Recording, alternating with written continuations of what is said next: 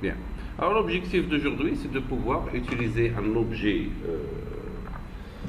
.NET, un objet qui est léger, qui s'appelle l'objet Data Reader. Alors cet objet-là, c'est un petit objet sur le framework de .NET. Son avantage, c'est qu'il est rapide.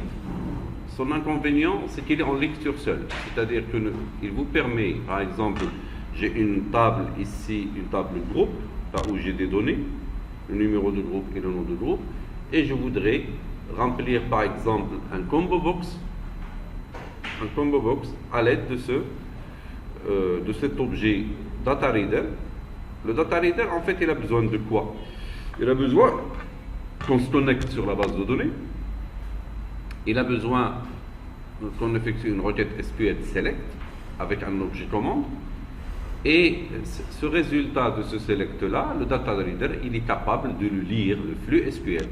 Il est capable de le lire ligne par ligne. Je vais construire, on avait vu dans les TP précédents, que je pouvais remplir avec un data source à partir d'un data table qui existe dans un dataset qu'on avait converti avec un data adapter.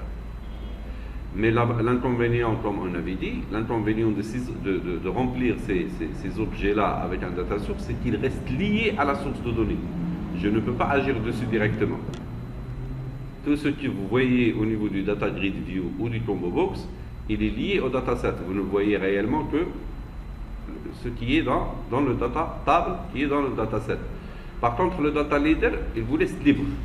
Ça veut dire que vous remplissez, vous construisez les lignes de votre combo box, par exemple dans le cas du combo box, tous les objets de liste, un data grid view, une list box ou autre, vous les remplissez ligne par ligne et dès que vous terminez, votre objet il est libre. Vous pouvez agir dessus.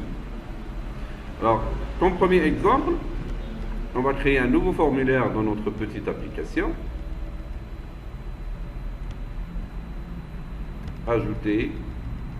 On va ajouter un nouveau formulaire. Un nouveau formulaire Windows.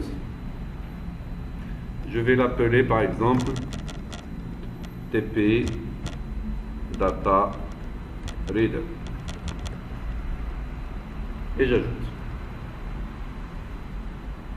Regardez, je vais mettre en place un combo box. Un combo box.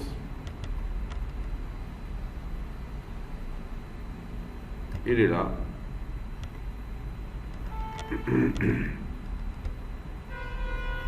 Par exemple, ce combo box, dans la fenêtre propriété, je vais l'appeler CMB Group, par exemple. Voilà, je l'ai nommé. Dans le form load, je voudrais le remplir. Je peux écrire directement ma connexion et ainsi de suite, et le remplir si je veux. Mais moi, si vous voyez déjà les TP précédents, j'avais créé une classe ADO, dans laquelle j'avais mis pas mal de méthodes. Parmi ces méthodes-là, on avait une méthode pour me connecter à ma base de données, l'une pour se déconnecter de ma base de données. J'ai besoin de ces deux-là.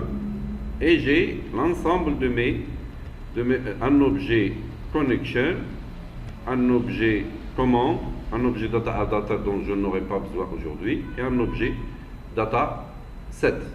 Ça marche. Je vais revenir sur mon TP Data Reader et je vais me mettre sur l'événement form load. Alors pour bénéficier de connecter et déconnecter, je vais les utiliser. Ça marche. Je vais instancier un objet. Alors ADO, c'est le nom de ma classe. ADO D est égal à new ADO. Et je vais appeler la méthode connecter, d.connecter. Ça me permet de me connecter à ma base de données. Après, je vais créer un nouveau objet qui est de type data reader.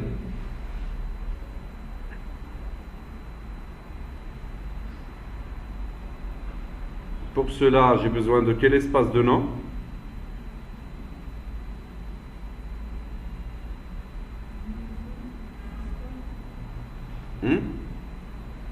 J'ai besoin de quoi? Le système.data.SQL client. Alors système, je fais using système.data.SQL client. Je crois que j'ai besoin de rien que de ça. Je reviens.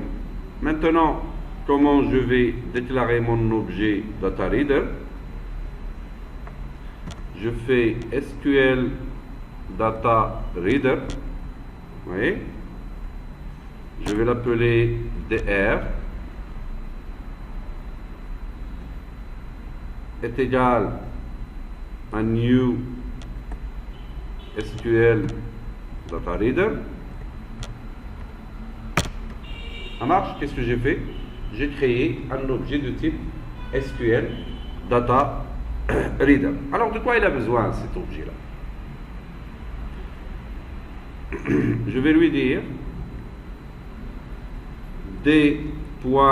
s'il vous plaît, regardez ici, d.cmd, cmd déjà dans la classe ADO, c'est mon objet commande.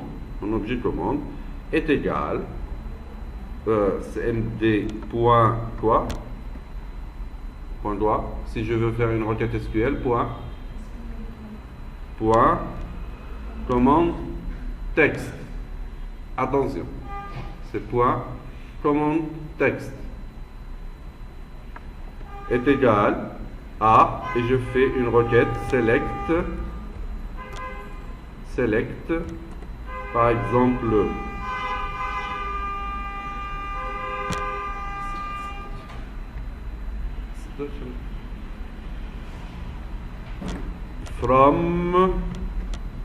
from quoi? From ma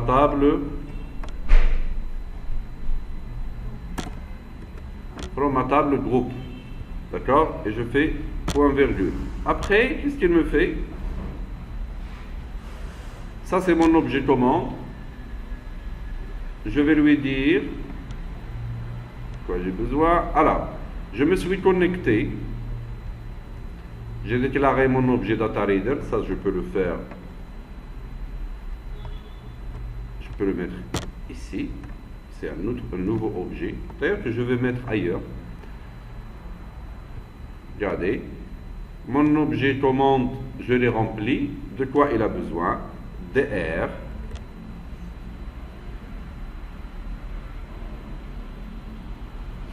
Est égal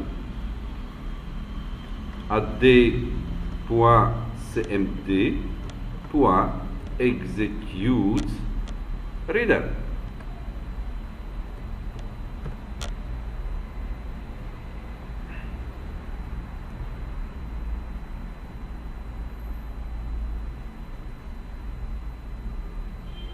d.cmd, qu'est-ce qu'il me dit là? Ah. d.cmd.connection est égal à quoi? À d.con. Vous pouvez toujours revenir sur les TP précédents pour savoir que j'avais déjà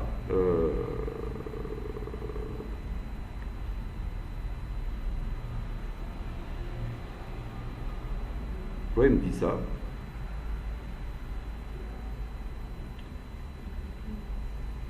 Impossible de convertir implicitement un système.sql.doc en un système.dataadapter. Pourquoi il me dit .dataadapter?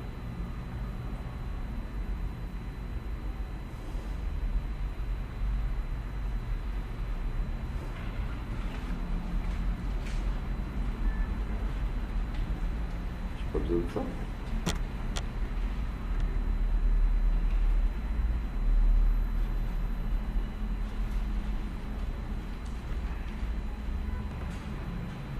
Ça, j'ai fait une erreur, c'est un SQL DataReader au lieu de data adapter.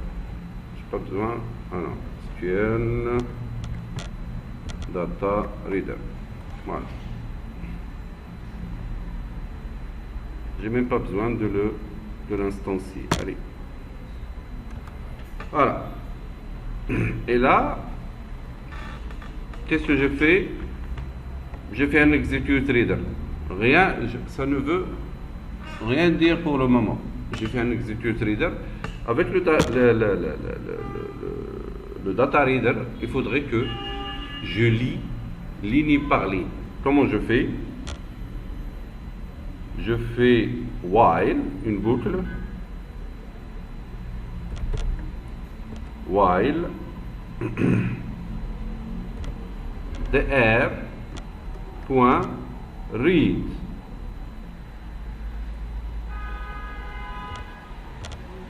Je fais while dr point read, mon data adapter point read. Qu'est-ce que je lui dis ici? Quand je lui dis while dr point read, ça veut dire tant que tu as quelque chose à lire, ça veut dire il y a une ligne encore après la ligne sur laquelle tu es. Ça marche? Je lui dis tant qu'il y a une ligne à lire, voilà ce que tu vas faire. Maintenant, qu'est-ce qu'on va faire? CMP group point items point add. Je vais ajouter une ligne dans le combo box, et dans cette ligne là je vais lui dire par exemple dr 2. Je crois qu'il faut que je mette une accolade et je mets 2 guillemets et je vais mettre le nom du champ. Colonne, nom, G. Je vais prendre ça et je vais le remplir tel qu'il est ici. Je mets point virgule. Je vais voir est-ce que ça marche. Vous me suivez s'il vous plaît. Suivez-moi.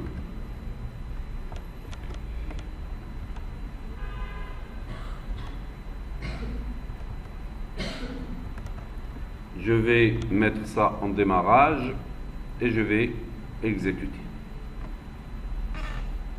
Et je vais voir est-ce qu'il remplit bien. Il va me poser un petit problème. Regardez. Ici, il ne me pose pas de problème. Pourquoi? Parce que je n'ai pas utilisé un deuxième data reader. Je n'ai pas utilisé un deuxième data reader. Regardez. Je vais le laisser tel qu'il est et je vais revenir dessus pour savoir où est-ce qu'il est le petit problème de ce data reader. Je vais par exemple, d'un autre côté, je vais créer un data grid view. Data grid view. Regardez. Je vais la mettre ici. Je vais constituer 2 colonnes. Je vais ajouter une première colonne qui est numéro de groupe. Numéro groupe.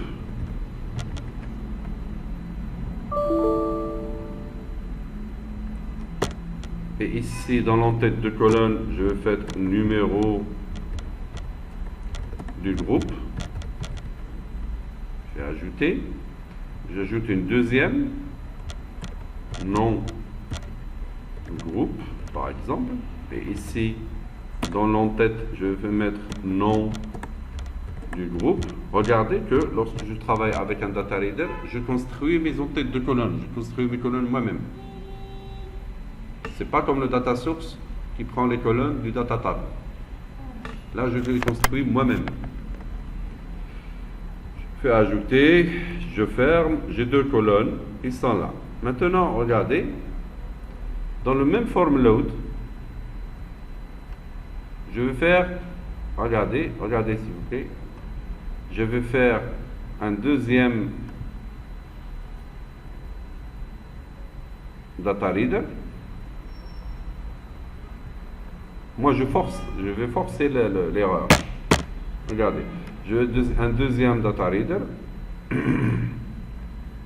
SQL Data Reader DR2 par exemple, virgule, et je vais lui dire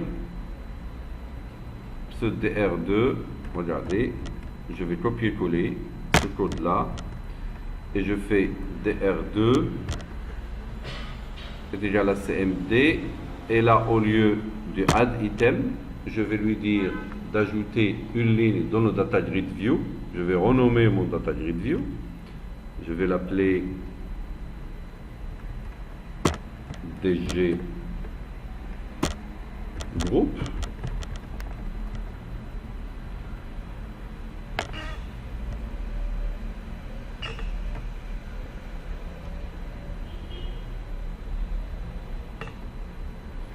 DG group point item, c'est ça, pour ajouter une ligne, pour rows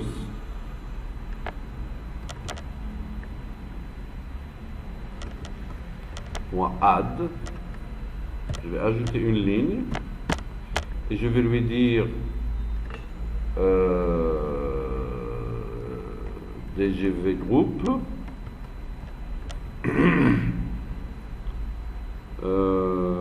alors pour ajouter point rows de i, regardez, point rows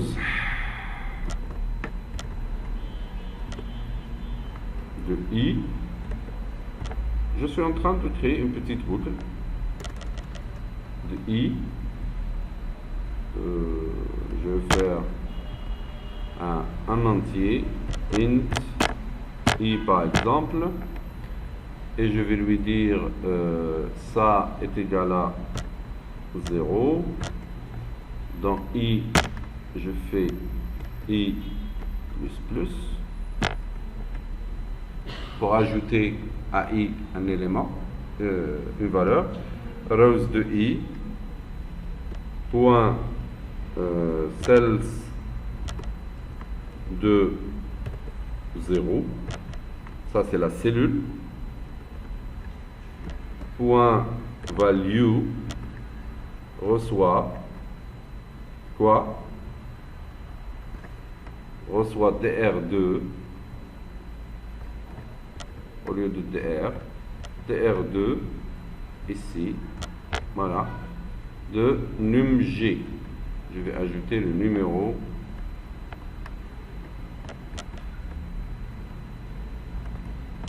voilà, et sur celle-là je vais coller ici et je fais non G. Qu'est-ce que je lui ai dit de faire?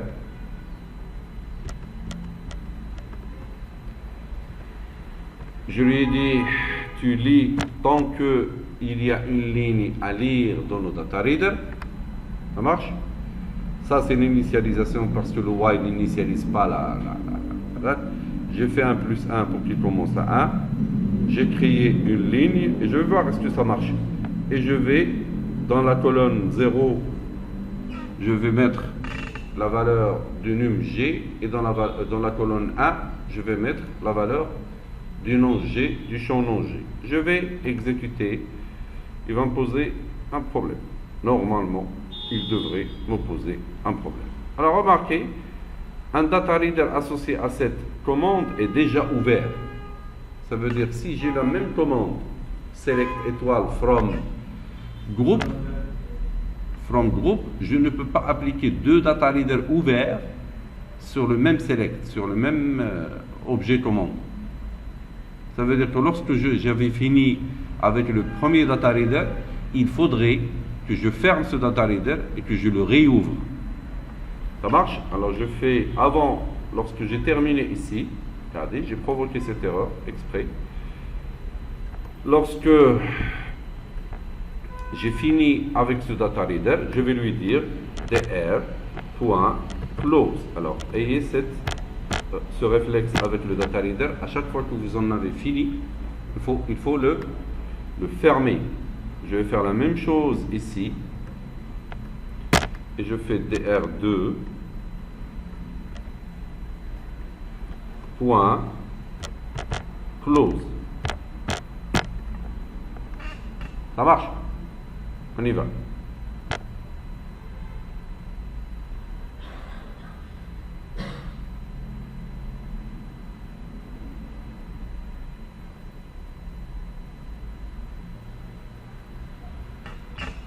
Lorsque le lecteur est... Quel est le...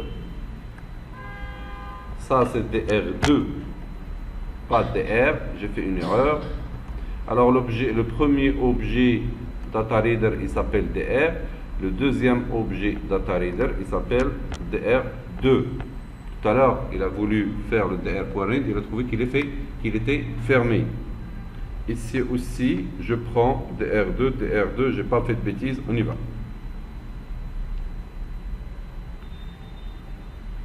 Regardez qu'il a rempli, mais celui-là ne marche pas à cause de quoi? À cause de cette instruction-là, je crois qu'il faudrait... alors, il commence à 0. Ces deux-là, je crois qu'il faudrait les mettre ici. Il fait toujours le même problème. Regardez.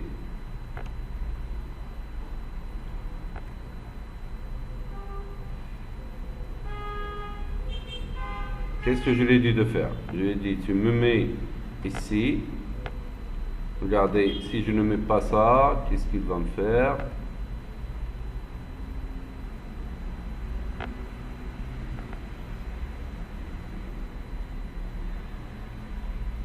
Là, il a ajouté une seule ligne. Il a mis le numéro de groupe dans le nom du groupe. Regardez, il a fait pas mal de bêtises. Ici, je devrais mettre dans celle de 1. J'exécute.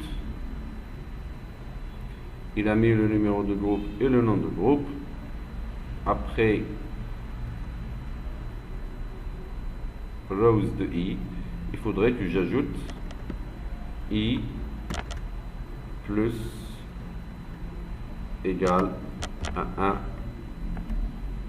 Je vais exécuter.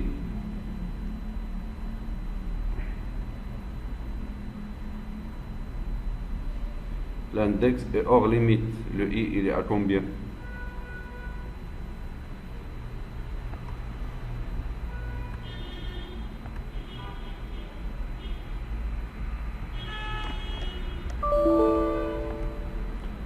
Je vais voir pourquoi ça ne marche pas.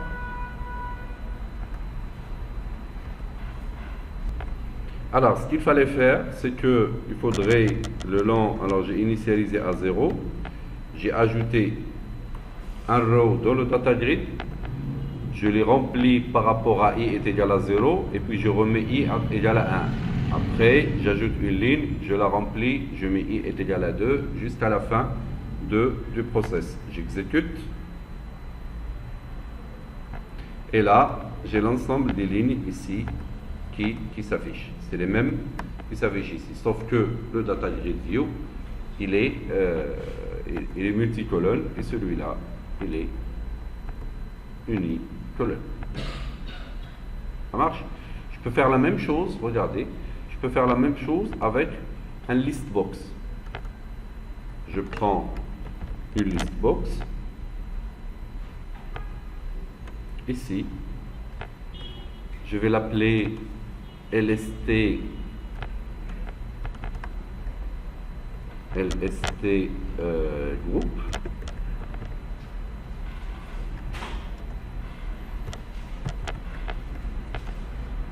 Je vais l'appeler LST group, d'accord? Et dans le form load, regardez la même chose, ce que j'ai fait ici. Ce que j'ai pris ici, oui. Remarquez une chose, je vais utiliser le même data reader. Je vais utiliser le même data reader ici. Regardez. Je peux faire un deuxième while. Bon, je vais utiliser un data reader qui n'a rien à voir. Allez. Je vais prendre de là à là, jusque là. Ça marche. C'est le même code. Et ici, je vais utiliser un troisième qui est DR3 par exemple. Ici DR3. Et ici DR3. Mais cette fois, pour ma LST, la liste de groupe, .items.add, je vais faire comme ça, regardez, plus, regardez, plus un petit pipe, pour une raison ou pour une autre. Moi, je voudrais, voilà, un petit pipe, plus DR, je vais mettre le numéro, CTRL-C, je veux l'afficher comme ça, num G, et à côté, je voudrais mettre non G. Ça marche? Pourquoi il me dit ça? DR3 n'est pas dans le contexte actuel. Il faudrait que je le déclare. SQL Data Reader, DR3, voilà. SQL Data Reader, DR3. Et là, je peux travailler. Regardez.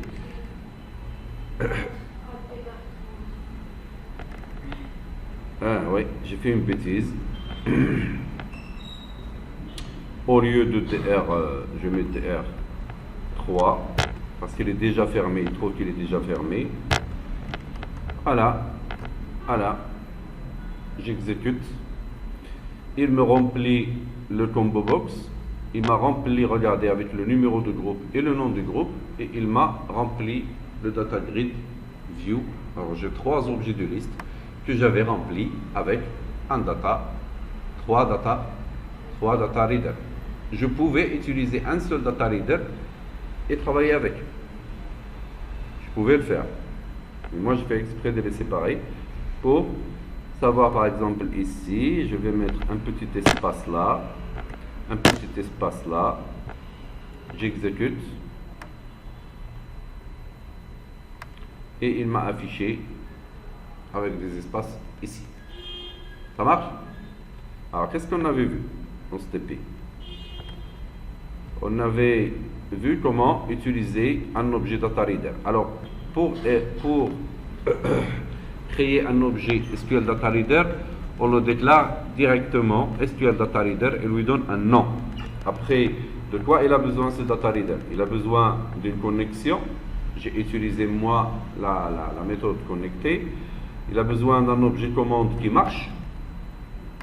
Et lorsque je veux remplir ce Data Reader, je fais le nom de l'objet commande .execute reader.